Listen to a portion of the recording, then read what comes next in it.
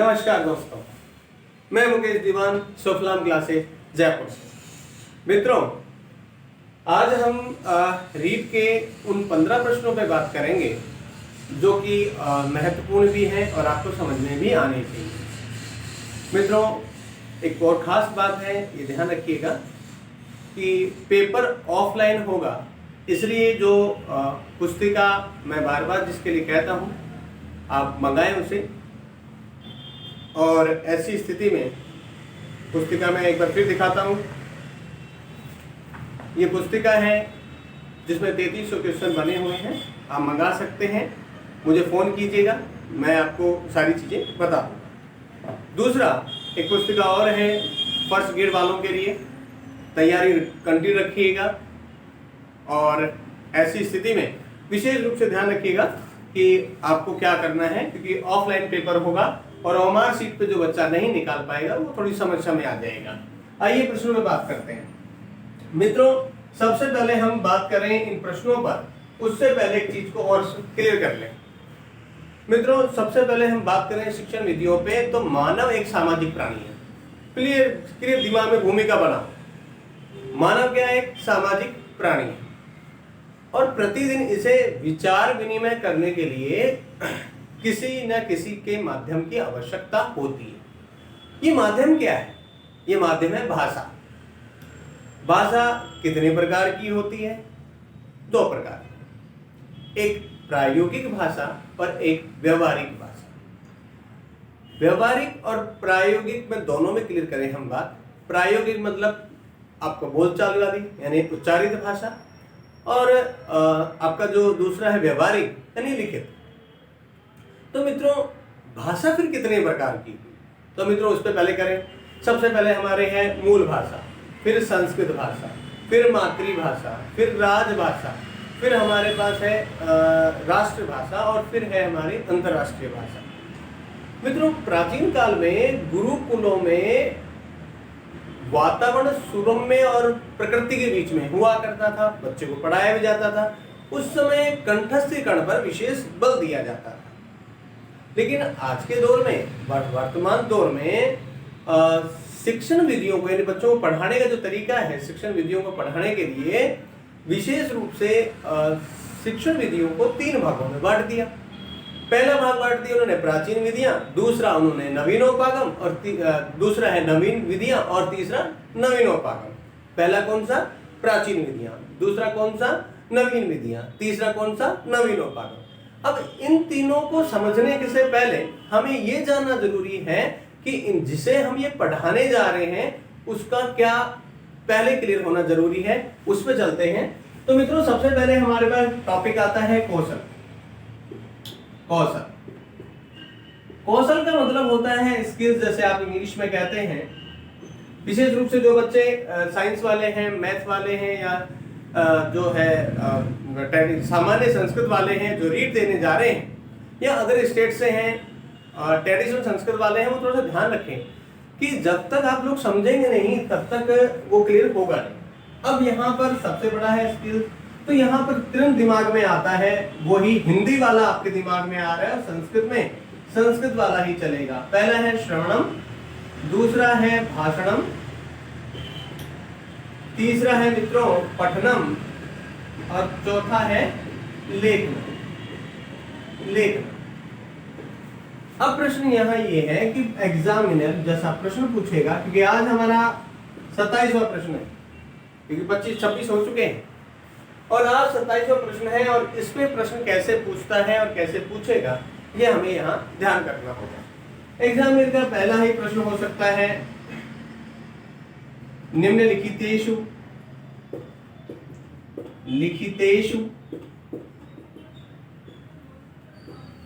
कौशलानि उचित क्रमों संति। उचित क्रम बताओ। Option number 1 श्रावणम। देखो यहाँ पर क्या लिखा है एग्जामिनर ने, जल्दी से मत कर देना, क्योंकि जरा से भी आपका इधर से उधर हुआ और आंसर बिल्कुल गलत चला जाएगा। दूसरा उन्होंने दिया श्रवणम, भाषणम, पठनम,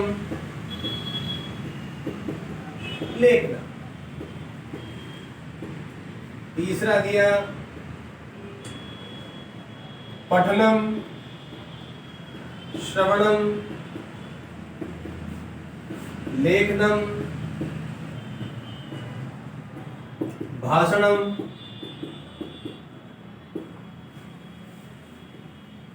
फिर दे दिया भाषणम, श्रवणम, लेखनम और पठनम। चलिए मित्रों, 4 ऑप्शन है। अधिकांश बच्चे इन प्रश्नों को देख करके एग्जाम में बड़े खुश होते हैं क्योंकि उनको वो क्रम याद है, लेकिन फिर भी ऐसा क्यों होता है कि आंसर गलत हो रहा है उनका? क्योंकि वहां पर जो अधिकांश से बच्चों को प्रश्न आते हैं वो कम से कम 4 ऑप्शन को सही ढंग से नहीं देख पाते हैं और वहां पर उनकी आंखें जो है अंधे की तरह हो जाती हैं और पहले ऑप्शन पे टिक करके आ जाते हैं। जरा से क्लियर कीजिएगा, वो क्या लिख रखा है उसने? श्रावणम। श्रावणम नहीं होता है तो क्या होता है? श्रवणम। कुछ बच्चे ऐसे भी हैं जो कहते हैं हाँ हम कर आएंगे। यदि हम कर आएंगे तो पहले ये बता दें कि कितनी वो एग्जाम फाइट कर चुके हैं अब तक, इसी तरह की सोच रख करके वो। तो कहा जितना सामने वाला जो समझा रहा है उसे यदि आप नहीं समझेंगे तो निश्चित रूप से वही गति होगी जो गति हर बार एक फेलियर की होती है, और मैं नहीं चाहता कि 1 नंबर से आप किसी वजह से रह जाएं। जरा से क्लियर कीजिएगा। कैसे हम यहाँ पर क्लियर कर लो कि प्रश्न का आंसर आपके पास कौन सा है। ऊपर मैंने आंसर दे रखा है श्रवणम, भाषणम, पठनम और लेखनम। आंसर 4 नंबर का होगा। कुछ बच्चों का कहना है कि प्रश्न सर ये प्रश्न कुछ और तरीके से घूम के आ जाए तो बिल्कुल बिल्कुल बिल्कुल देगा। जैसे निम्नलिखितेषु स्वभावोक्ति आधारे कौशलानि उचित क्रम है। यह क्या लगा देगा? मैं आओ मैं जैसे उस प्रश्न को भी थोड़ा सा बना दूं जिस प्रश्न पे हमेशा बच्चों को डाउट सा रहता है। आइए, स्वाभाविक सिद्धांते उचित क्रम। चलो उचित क्रम लो। अब कौन सा फर्क पड़ गया इसके? इसको अभी कोई फर्क नहीं पड़ा, इस आंसर को कोई फर्क नहीं पड़ा है। वो स्वाभाविक के आधार पे ही तो सब कुछ बनाए हैं कि स्वाभाविकता है पहले बच्चा ढंग से सुनेगा, फिर बच्चा बोलेगा, फिर वो पढ़ेगा और फिर ही जाकर के वो लिख पाएगा, तभी उसका श्रवण कौशल पूरा होगा, अन्यथा वो श्रवण कौशल पूरा नहीं होगा। यानी कि उसका जो सुनने का जो कौशल है, स्वाभाविक 4 सिद्धांत तभी पूरे होंगे। आइए आगे बढ़ते हैं, क्योंकि एक एक प्रश्न पे हम फोकस करेंगे। याद रखिएगा 4 हमारे पास सीधे सीधे से हैं, इन्हीं पर ही आप फोकस करते हुए चले। तो सबसे पहले हमारे पास 27वां प्रश्न हो गया था, अब हम 28वें प्रश्न पे सीधी बात कर रहे हैं। एग्जामिनर का बहुत ही सुंदर प्रश्न है, जरा सा देखिएगा। कौशलेषु प्रथम सोपानम अस्ति। हाँ, मस्ती सुनना, मस्ती नहीं भाई, वो सोपानम अस्ति है। और अब एग्जामिनर का शुरू वही कहानी, श्रवणम,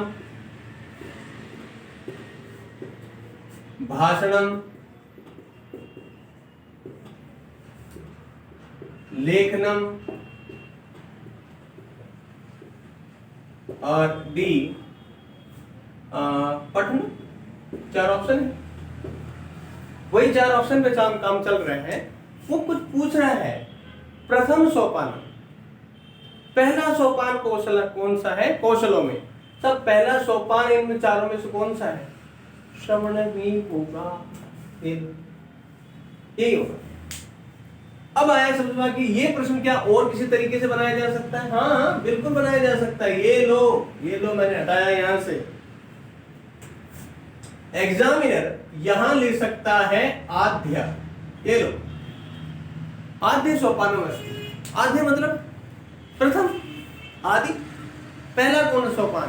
पहला सोपान श्रवणम ही हो। अगली बात करें, अगली बात कहिए तो एग्जामिनर ने पूछा श्रवणम कौशलम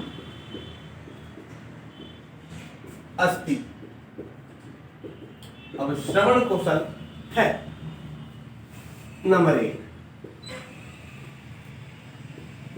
अर्थ ग्रहण,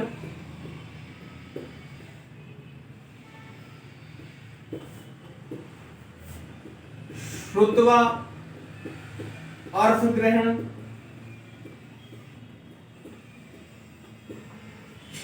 लिखित्वा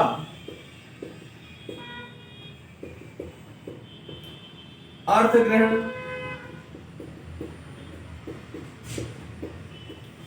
या पठित्वा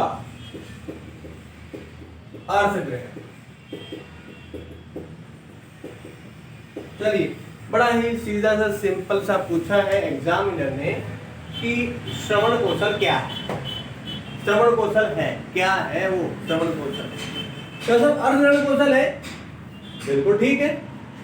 और श्रुत्वा अर्थ ग्रहणम, सुनकर के अर्थ ग्रहण करते हैं, ये भी ठीक है। लिखित्वा अर्थ ग्रहणम, तब सुनते समय लिखा नहीं जाता है, बच्चा तो नहीं लिखेगा। आप हो सकता है बोल बोलते लिख लेते हैं, बच्चा पहले ढंग से सुनेगा। बोले पठित्वा अर्थ ग्रहणम, श्रवण कौशल पूछा है उसने, एग्जामिनर को वही चाहिए जो उसका आंसर हो। श्रुत्वा अर्थ ग्रहणम, सुन करके अर्थ ग्रहण करता है बच्चा। चलिए, एग्जामिनर ने फिर नया इसी पे प्रश्न बना दिया। सर्वाधिक अर्थ ग्रहण कौशलम अस्ति। अर्थ ग्रहणम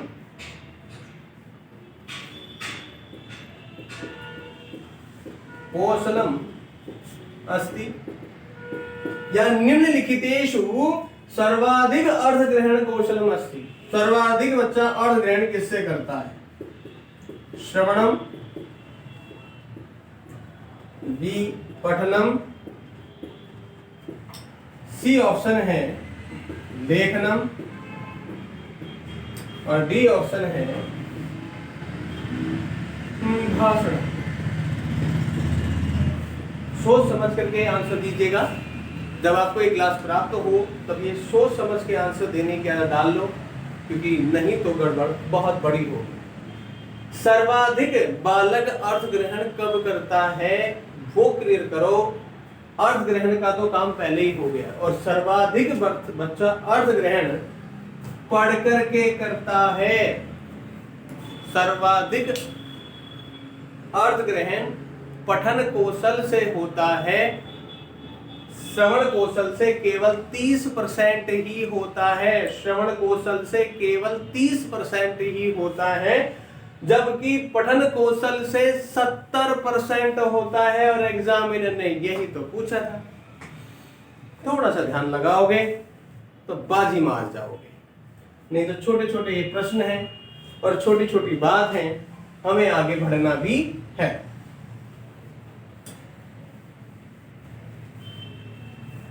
तो ये सबसे बड़ी चीजें हैं कि जब हम काम कर रहे हैं किसी भी चीज पर तो ध्यान तो देना ही होगा, और ध्यान हमें कैसे देना है वो भी आ जाओ। सब क्वेश्चन तो 30 ही आते हैं, आप तो 31वें में पहुंच गए। मित्रों, आप ये भूल गए हैं कि मैंने एक एक प्रश्न के 2-2 लिए हैं, क्लियर करके चलिएगा। कहा साहब ऐसी स्थिति में एग्जामिनर और क्या पूछ सकता है? अर्थ ग्रहणम ग्रहण कौशलान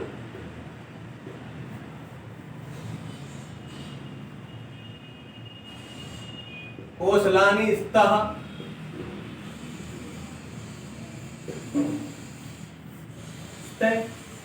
अर्थ ग्रहण कौशलानि स्तः। तो प्रश्न ही बैठा, इन एग्जाम में कहता है मैंने प्रश्न पूछा है भाई, तो प्रश्न नहीं आंसर पे जा। और प्रश्न में आदमी गया तो वो कुछ पूछ रहा है, अर्थ ग्रहण के कौशल हैं, अर्थ ग्रहण के कौशल कौन कौन से हैं ये पूछ रहा है। नंबर 1 लेखनम और पठनम, दूसरा दे रहा है श्रवणम पठनम, तीसरा ऑप्शन दे रहा है लेखनम श्रवणम, और चौथा दिया है श्रवणम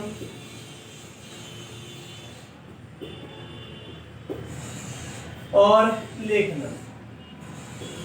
लो मित्रों, एक प्रश्न और आपके सामने है। आपको ये बताना है कि अर्थ ग्रहण के कौशल कौन से, वो दो कौशल कौन से जिससे अर्थ ग्रहण होगा। एक तो बच्चे को सुन करके अर्थ ग्रहण होता है और दूसरा पढ़ करके। ऑप्शन कौन सा है?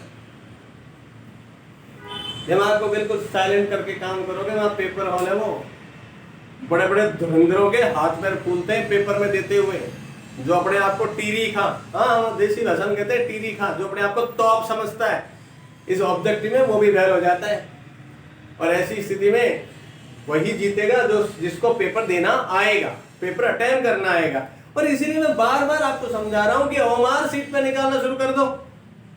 और ओएमआर सीट पे जिस दिन निकालना शुरू कर दिया, क्योंकि आपकी प्रैक्टिस तो अच्छी खासी हो जाएगी, मैं भी टेस्ट सीरीज चलाऊंगा, मोबाइल पे हो जाएगी, लेकिन वहां पेपर ओएमआर सीट पे आएगा। जिसकी ओएमआर सीट पे प्रैक्टिस नहीं है उसका कुछ नहीं कह सकते, हम दावा भी नहीं कर सकते कि नंबर भी अच्छे आएंगे। 32 प्रश्न नंबर 32। अब प्रश्न एग्जामिनर ने छोटे छोटे प्रश्न पूछ रखे हैं। आओ कि सर और प्रश्न कौन सा है? ठीक है, श्रवण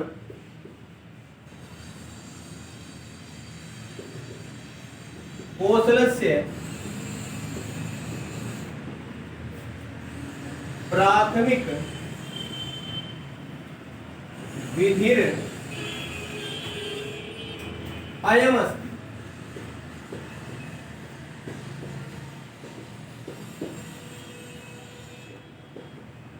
नंबर 1 व्याख्या विधि, नंबर 2 वर्ण साम्य विधि,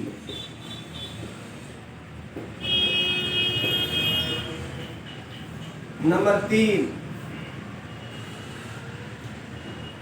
उद्बोधन विधि,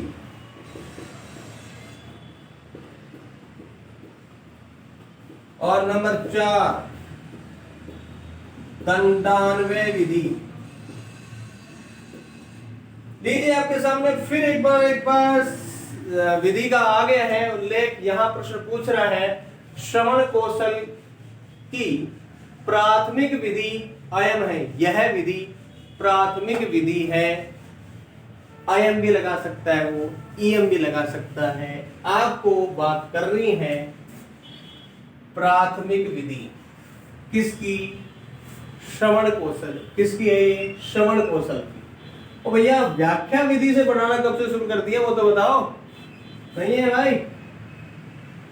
फिर कसम उद्बोधन विधि। अरे उद्बोधन विधि गद्य शिक्षण की विधियां होती है, श्रवण कौशल पे फोकस कैसे करवाओगे इस पर? दंडान्वय विधि, श्लोक का निर्माण के बारे में बता रहे हो। आंसर वर्ण साम्य विधि।